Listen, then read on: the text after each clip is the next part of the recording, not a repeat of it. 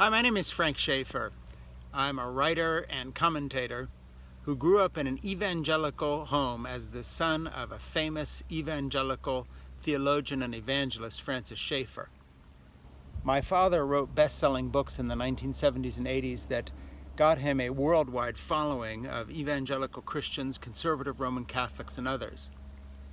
As a result, we were one of the families that I guess could be said to have merged the Republican Party and the evangelical movement, the white evangelical movement. We were part of the anti-abortion movement. And I changed my mind about 35, 40 years ago and fled the evangelical far right because of its ugliness, its divisiveness, the politicizing of the gospel. Started a long journey that I've written about in my books and novels and made commentary on the media and so forth and so on, that basically brings us to today, where fortunately I have some understanding of the inside track of the white evangelical commitment to Donald Trump. When people say some of my best friends are evangelicals, they use that as a figure of speech. But in my case, my family are evangelical. In my case, some of my best friends are white evangelicals. At least they were in the past before I started speaking out against the movement that they are part of. I am an insider's insider when it comes to the religious right. You're looking at the religious right. At least a former member and leader in the religious right when I was on the speaking circuit, speaking to the Southern Baptist Convention and the national religious broadcasters and all these other venues. Getting notes from Ronald Reagan and the Bush presidents and so forth and so on. My parents staying in the White House frequently with the Ford family. And so I've been there, done that. And it's from that perspective that I want to bring you a message today. And I use the word message in the sense that I grew up hearing the word message, almost a sermon, if you like, on what comes next after the election. Now, there's nobody in these United States right now who's been a harsher critic of the white evangelical Trump supporters. There's no one who has given more vociferous warnings on the direction of people like the Proud Boys and the other far-right white nationalists and racists who have followed him. I am not a peace when there is no peace kind of guy. You know that if you've seen any of my commentary, followed me, read my blogs, or read my books, or other things. But from that perspective, I want to offer a note of hope today. I think that both the right and the left in these United States have made a habit of building mailing lists and donors lists and others through painting worst-case scenario projections of what the opposition will do. If Joe Biden wins the election according to the right and Breitbart and Fox News, America's finished. We're going to be a socialist, if not communist country. Parenthetically, that's odd since they all love Vladimir Putin for putting Donald Trump in the White House, an ex-KGB agent who murders people with Novichok poison around the globe. And somehow that sort of communism is okay, but not when it's Joe Biden's quote-unquote socialism, which is nothing more than just a social safety net to help ordinary Americans fight off this terrible plague of COVID we have and pay for medical care and so forth. End of parentheses. But the message I want to bring you today is from a different side of the topic. And that is, as a loyal American whose son fought in Afghanistan twice as a Marine and once in Iraq, that sat listening every single day for what I hoped was not the fateful visit of two Marines in dress blue uniforms come to tell me my son has died. In that sense, I have paid a price for being an American that I never thought I would, because I never served in the military. But believe me, as every parent knows, having a child in danger is a kind of service. And I bonded with so many other Marine families across this country because I wrote about these issues of Marine family fellowship in the Washington Post and other places that brought a lot of attention to our family's journey in the Marine Corps. A lot of those folks are going to be voting for Donald Trump, I imagine, and already did once. Not all. A lot of Marine families and military families are not pro-Trump.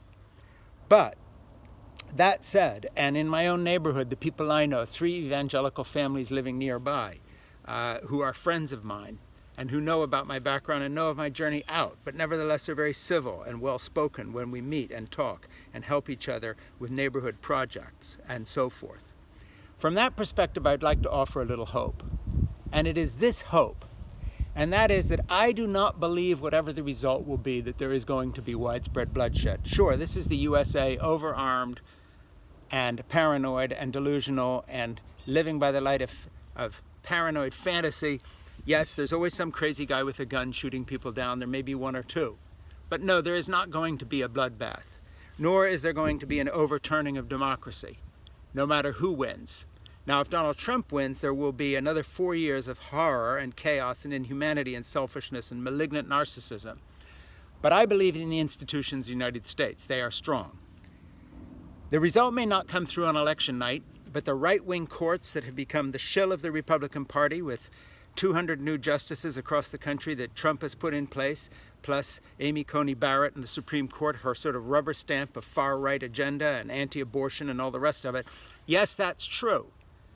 But fundamentally, these folks too want to live in a democracy, and they are not going to overturn the election result based on Trump's ego and his refusal to accept the well-earned title of loser. I want to offer, therefore, a word of caution to the left, to the right, to the middle, to anybody, to independents, to men, to women, to blacks, to whites, to brown people, to all of us.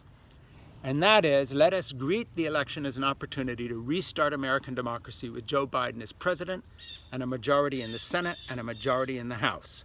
I think that will happen. Let us not look for some nefarious plot hatched by Jared Kushner and these others to succeed. Sure, there will be nefarious plots. They are trying to subvert the vote and to suppress the vote. This is the Republican technique for trying to deal with the demographic change in America from majority white rule and so forth. That said, trust the system. Vote in person. Drop off your ballot in person. Don't mail it. Take no chances. Let's have an overwhelming victory for Joe Biden that is hard to discount. And that being the case, no matter what happens, I don't believe that all of a sudden the Proud Boys and everybody else are going to take to the street and start shooting people. I don't believe that because I know right-wingers. I know the kind of people who are former military people.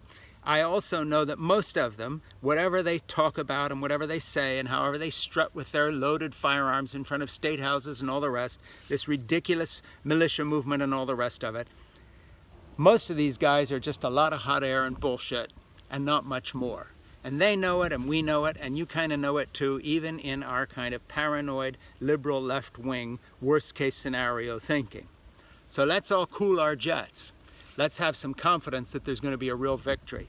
Let's tell fear to take a hike and instead have confidence in these United States, in our founding documents, in the rule of law, in the fact that there are good people who have voted for Trump and may do so again, but who are not anti-democracy revolutionaries that will take down the system for this flake. Let's trust the Trump voters to do the right thing, even if they lose, because I think most of them will.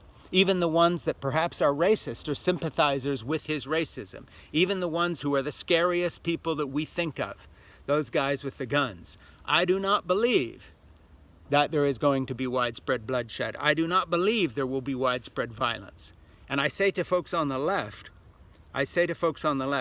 don't just vote and drop off your vote in person, vote a second time. And that is, have confidence in the United States right now. Keep your chin up, keep your head up, have confidence in these United States. And I say to my friends who are going to vote for Donald Trump, I know that you are better, most of you, than what the left portrays, including me, in my harshest critiques of Trump, that likes to lump everybody in together. We've all made that mistake, and I apologize. And I say that as we go forward, you are my brothers and sisters and friends, and I am perfectly ready to walk down the street and shake the hands of my neighbors after the election result, one of whom has a big old Trump flag flying in front of his house. So, brothers and sisters and fellow Americans, as the father of a Marine who fought for our country, I know we can do better. And I call you to stand up with me, even if you're voting for Trump, and commit to the fact that we want an orderly process here, that it is to nobody's advantage to have chaos. So join me in committing to that. Join me in committing to confidence in these United States that transcends our differences. Vote for Joe Biden. If you don't vote for Joe Biden, you are still an American, and you and I can still be friends. Thank you. My name is Frank Schaefer.